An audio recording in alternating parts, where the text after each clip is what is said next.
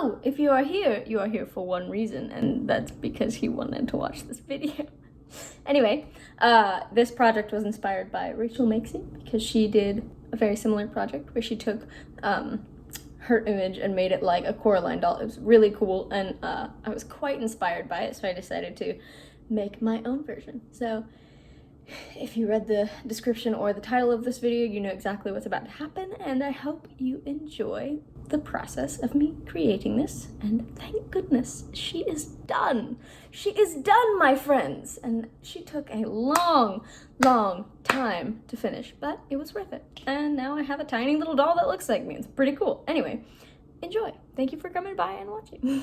What to make. Hello and welcome, my friends. Buckle up, for this video is quite lengthy. Anywho, I started off by sketching my initial design and giving it a quick paint. A fall color scheme seemed like the best direction for a doll that's supposed to dress like me, but also be a bit spooky. Granted, my hair isn't quite this red, but we're going with it. I mean, my eyes aren't buttons either, so there you go. This plaid is based off of a fabric that I actually own, and the shorts were intentionally left somewhat lank. Also, of course, I had to have a button-up and a bolo tie because they're fancy, and they make me feel fancy, so, you know.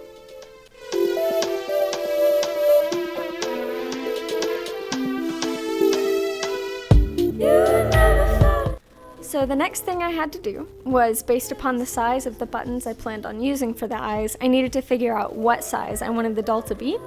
So after tracing the little buttons, I drew the rest of the sizing accordingly, which is funny because I didn't end up actually using those buttons on the final product, but more on that later. I had never made an armature for a doll before, so after watching a few tutorials, I attempted my first full sculpture, roughly basing the size off of the drawing. I used armature wire and regular tin foil for the base and just wrapped it with some smaller wire just to help keep everything secure. I wanted a strong base for the porcelain clay to sit upon. Speaking of which, I made this figure with homemade cold porcelain clay, for which there are countless tutorials online. It's a mixture of glue, oil, and corn flour or cornstarch, all heated together to create this clay-like paste. You know, here's my little chin being made, my little cheekbones. I'm beginning to start fleshing things out. Even though I measured where to put the eyes with the buttons themselves, cold porcelain clay shrinks when it dries, so when the head was dry, they didn't actually fit in the indentations anymore. So I ended up creating my own buttons out of hot glue, which actually worked surprisingly well. I just hot glued some glue onto a piece of parchment paper, smashed it out flat, and cut out the exact size of button shapes that I needed. There are my little angry eyebrows. Look at them go. Look at them go. I gotta say, it is so satisfying to watch this in lightning speed when it took me hours. Around this time was when I had to make the decision to make the hair out of the cold porcelain clay instead of trying to match my own hair color with thread, because I just didn't want to. Call me lazy, but you know, it sounded like a hassle. Soon after this, the power went out, thus reducing my ability to record quality video, so enjoy this puppy intermission. This is Lucy. Hello, Lucy. Yeah, you're pretty, aren't you? So the power is now out. Just went out maybe 10 minutes ago, which doesn't change much other than my lighting. Ooh, big yawn. Yawn. The power returned to us within the hour, so I made myself a cup of coffee, had a snack, and went right back to it with enthusiasm, much fueled by caffeine. Here I am making the test pieces for the final shape. I won't make you sit through the process of me hand sewing each piece together and trying to figure out how to fill a doll that is also full of wire, but here she is, stuffed, chock full of scrap, stretchy fabric that I meticulously shoved into place with a broken paintbrush. Yeah, she's fine. She had a good time. I painted her with gouache, which is somewhat like an opaque watercolor, but perhaps I should have used acrylic or something similar because the fabric absolutely sucked the paint right off the brush and it took many a layer to actually finish coating the whole thing. So after getting a taste of how tedious painting the body would actually be, I decided to take a pause on it and go for painting the face. Honestly, this was one of my favorite parts of the whole process. I mixed a skin tone to match mine, pale, slightly on the pinker side, and helped her get a bit of a rosy glow by adding some blush to the nose, lips, and cheeks. Here comes that slightly too red hair color again. Which, you know, what can I say? I really like the red, might try it out sometime, but also change terrifies me, so maybe not. I decided to actually make the color a little bit darker just to make it match mine slightly more, which was a good decision. I stuck with the ballet bun look since it's the easiest updo I do, and it's the look I'm in most frequently. So I went ahead and painted the eye holes black too, just to avoid any unpainted areas existing. But yeah, if I'm sporting an updo, it's gonna be a messy bun.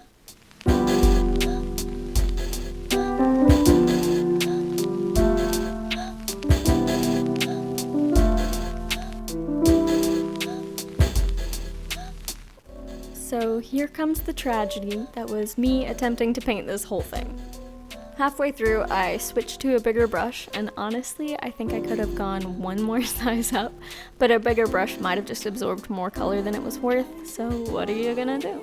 You're gonna spend 40 minutes painting parts of a doll that no one is gonna see, and speed up the footage for the people watching because no one wants to watch you go through that. As much as people might like you, they don't like you that much. Eventually I got smarter and just painted the whole doll with water first, so the paint would more readily stick. The fabric was acting a little hydrophobic, thus sometimes the paint wasn't sticking as easily.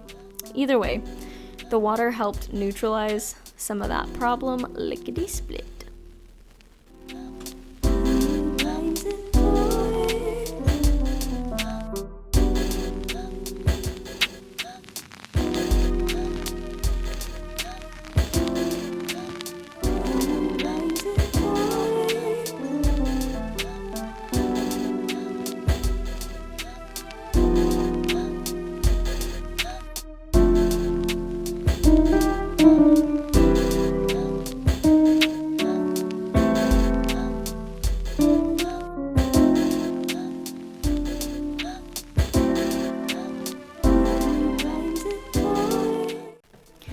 Since you did endure that process with me, if however brief, here, have a puppy. Lucy, sit. Sit. Good sit. Good job. So the buttons she's wearing are in fact made out of hot glue, and I affixed them into place with Gorilla Glue, and the thread in the actual buttons is just embroidery thread that I stiffened with more glue and shoved into place, and the nose ring is just a piece of wire that I just stuck in there. She's had a rough day. Let's give her some clothes. So I decided to get a little complicated with it and give her a pair of working pockets. You know, she can stick a tiny paintbrush in there and just go. She can be on her way. Okay, don't ask me why I did it. Equality, I guess. I have pockets. You know, she can have pockets. Give the people what they want. Give everyone pockets. Everyone wants pockets. You know, seems only fair. So honestly, I'm not sure how to explain to you how to make a teeny weeny pair of shorts with working enclosures and pockets, but here's how I did it. So just imagine this, but like 1/20th of the speed, and just do that. There you go. Problem solved. Here I'm making the tiny fly of the shorts that'll eventually cover the small piece of Velcro and snap enclosure that I'll be using to fasten the tiny things closed. And for the back of the shorts, I did essentially the same thing, sans like fly, placket, whatever you want to call it, plus a back pocket. Also enjoy a video of the fly that kept me company whilst I made this project. 'Tis summer in South Georgia, and there are flies aplenty.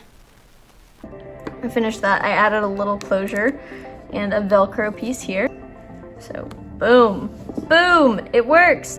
So despite this part being slightly nerve-wracking due to Mod Podge and paint being both water-based, this was probably my second favorite part of the whole thing. So it's been a while since I started actually making this video, and I'm finally getting back to it. Thank goodness. Here we go. So the very last thing I did was give her a little tank top to match one that I own because I didn't want her running around naked. Indecent. But I attached one side with a snap and the other side I sewed shut just so I can get her in and out of it easily. Here she is in her final glory. Look. It's like me, but not. Look at her. And I do actually have a tank top matching this, and she's wearing cute little high-waisted jean shorts, which is what I'm typically wearing. Today I'm in a romper because, you know, rompers. But yeah, she's done. She's a little cutie pie. Look at her, these removable glasses, and she's got her nose pierced like mine is, and it's my face, but you know, Tim Burton-y. Anyway, this project was so much fun, even though it was an intense undertaking. I've never made a whole doll before, let alone one that's got bendy arms and you can do, you know, things. She can like have one arm up and the other down. Look at that talent. Anyway, thank you all for coming by and watching, and hope you have a great day. Bye. Do we get it?